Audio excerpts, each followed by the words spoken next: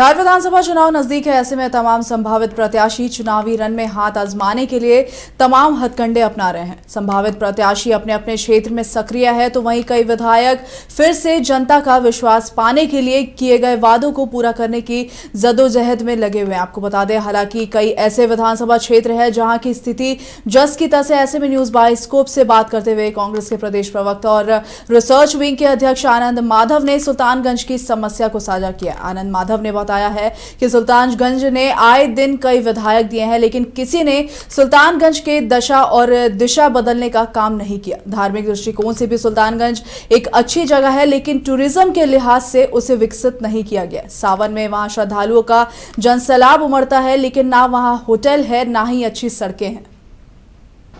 देखिए, बिहार में विधानसभा चुनाव होने हैं और उसमें अब महज कम दिन बचे हुए हैं।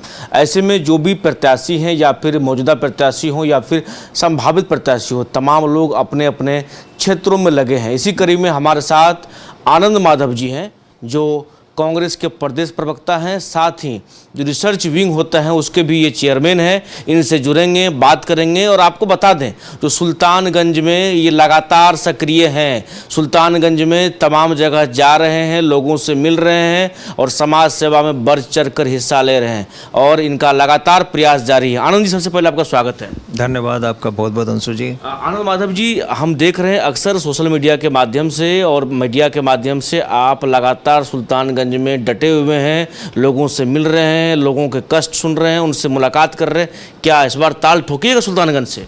देखिए, निश्चित रूप से हम वहाँ से प्रयासरत हैं और पिछले बार भी 2020 में भी मेरा प्रयास था। कतिपय अपरिहार्य कारणों से मैं नहीं लड़ पाया, लेकिन इस बात मेरी पूरी तैयारी है और मैं उसी कवायद में लगा हुआ हूँ। लोगों से मिल रहा हूँ, बातें कर रहा हूँ और समझ रहा हूँ चीज़ों को, वहाँ की समस्याओं को समझ रहा हूँ और उनको दूर करने का भी प्रयास जितना है वो कर रहा हूँ और निरंतर करता रहूँगा। सुल्तानगंज एक धार्मिक के अगर दृष्टिकोण से भी देखें तो बड़ा ही एक महत्वपूर्ण केंद्र है और वहाँ पर जो है वहाँ का अपना एक इतिहास है, वहाँ का एक अपना भौगोलिक क्षेत्र है। तो क्या लग रहा है, सुल्तानगंज का जितना डेवलपमेंट होना चाहिए, क्या उससे वंचित रहा है अभी तक? देखिए, सुल्तानगंज की स्थिति बहुत ही बुरी है। सच्चाई ये है कि उसके विकास पर किसी ने ध्यान नहीं दिया। सिर्फ और सिर्फ ये श्रावण मास जो पवित्र महीना है, इस महीने में ढोल दुदुम्बी बजता है, उसके बाद पूरा शांत। विकास की कोई किरण वहाँ आपको दिखाई नहीं देगी। ना वहाँ लोगों के पास पटवन की ढंग की सुविधा है, ना ही वहाँ पे सड़कों की स्थिति बहुत अच्छी है। गलियों की तो बात ही आप मत पूछ दीजिए।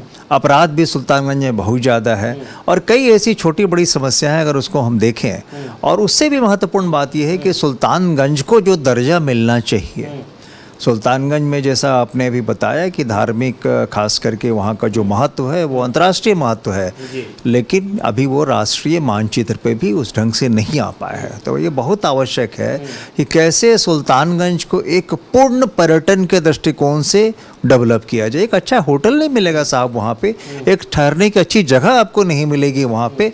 और जो स्थिति हो जाती है, खास करके आप समझ सकते हैं, जब सावन का महीना आता है तो बारिश भी होते रहती है, तो पूरा कीचड़ से सराबोर रहता है पूरा का पूरा शहर। दूसरी अगर हम पूर्वी क्षेत्र चले जाएं, सुल्तानगंज का जो प्रखंड साकुंड प्रखंड है, उस साकुंड प्रखंड की भी दुर्दशा है, क्योंकि वहाँ पटवन के लिए लोग परेशान रहते हैं। क्योंकि बहुत लोग आए और बहुत लोगों ने ये वादा किया कि हम ये करेंगे, हम वो करेंगे, लेकिन सच्चाई ये है कि किसी ने उस तरह से ध्यान नहीं दिया। जो चानन नदी है वहाँ पे, अगर वहाँ पे चेक डैम बन जाता तो निश्चित रूप से उसकी प्रगति होती, किसानों को, लाखों किसानों को पटवन की सुविधा मिलती, लाखों की आबादी जो है उससे संतृप्त होता। लेकिन ऐसा नहीं है। कारण ये है कि खास करके वहाँ के जो प्रतिनिधि आज तक चुनकर आए हैं वो उदासीन हैं। उनको सिर्फ चुनाव जो कि जातिगत आधार पर जीतते हैं, उससे मतलब इसके अलावा कुछ नहीं। आनंद जी, आपसे अगर पूछा जाए, सुल्तानगंज के आप हैं, क्योंकि हमने आपके बारे में, मैं जानता हूँ आपको स्पेशली बहुत दिनों से जानता हूँ।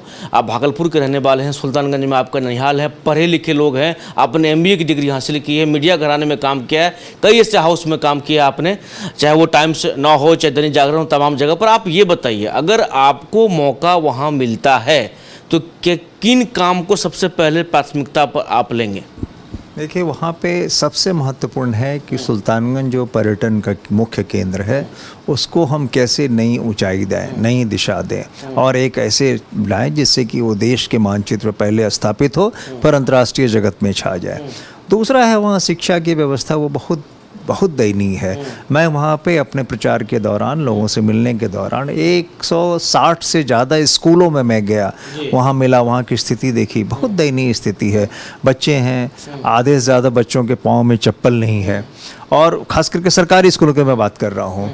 वहाँ पे जो खाना दिया जाता है दोपहर का, उसको भी अगर आप देखेंगे तो आप साथ में बैठ के शादी के भी खा सकते हैं उनके। इसके अलावे और भी आप देखिए जो क्लास जो है, मतलब एक कक्षा में, एक क्लास में 2-2 3-3 क्लास के बच्चे पढ़ रहे हैं। कहीं शिक्षकों की कमी है, कहीं इसकी कमी है और सच्चाई ये है कि अभी तक ये बच्चे सिर्फ MDM मिड डे मील के लिए स्कूल आते हैं, इसके अलावा और कहीं नहीं, और किसी पढ़ाई के लिए नहीं आते क्योंकि उस ढंग की पढ़ाई उनकी हो भी नहीं पाती है। चलिए, तो आनंद माधव जी हमारे साथ थे, बात कर रहे थे। देखिए सुल्तानगंज में लगातार सक्रिय हैं, तमाम जगह जा रहे हैं, लोगों से मिल रहे हैं, क्षेत्र भ्रमण कर रहे हैं और वहाँ के विकास को लेकर के चिंतित भी हैं और ये कहते हैं अगर हमें मौका मिलता है तो वहाँ पर हम तमाम कार्य करेंगे। सोनू के साथ अंशु चंद्र बसेस को पटना।